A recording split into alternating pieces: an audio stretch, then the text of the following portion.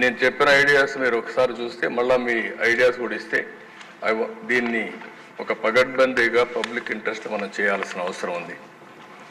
ఇక్కడ ఎస్సీబీ అని ఒక వ్యవస్థ తీసుకొచ్చారు.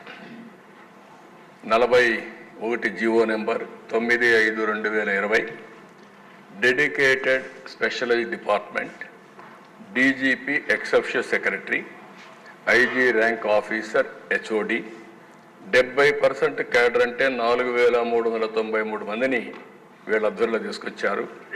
208 ఎక్సైజ్ ప్రొవిషన్ స్టేషన్స్ అన్ని వాళ్ళ అధ్వర్యంలో పెట్టారు. దీని ఆబ్జెక్టివ్ చూస్తే ఇల్లీగల్ లిక్కర్ని కంట్రోల్ చేయడం, ఇలిసిట్ డిస్టిలేషన్ని కంట్రోల్ చేయడం, స్మగ్లింగ్ లేకుండా చూడడం, బూట్ లెగ్గింగ్ లేకుండా చూడడం కోసం చేశారు.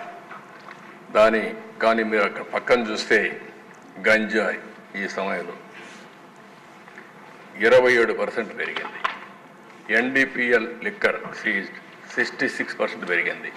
ఐవీఎఫ్ ఒక అధునాతన సంతానోత్పత్తి చికిత్స. అనేక దంపతులకు తల్లిదండ్రులు కావాలనే వారి కలను నెరవేర్చుకోవడానికి సహాయపడుతుంది. ఈ రోజే ఓఎస్ఎస్ ఫర్టిలిటీని సందర్శించండి.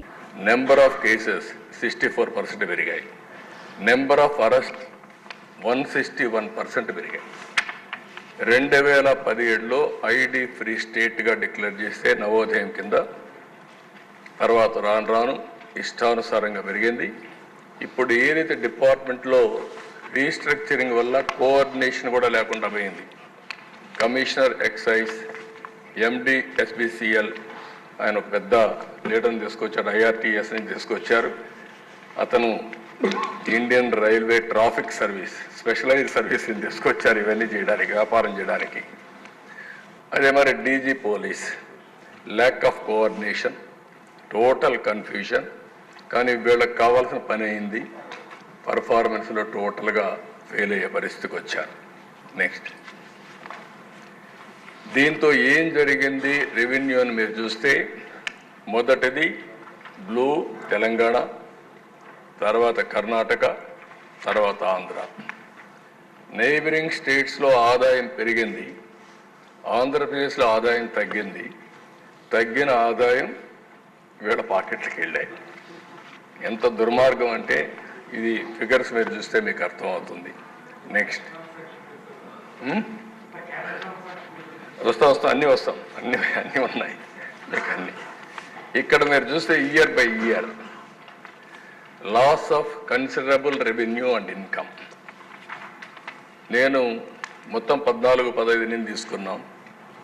5 ఏళ్ళు తీసుకుంటే 4680 కోట్లు డిఫరెన్స్. 14-19 మనకు తెలంగాణకి.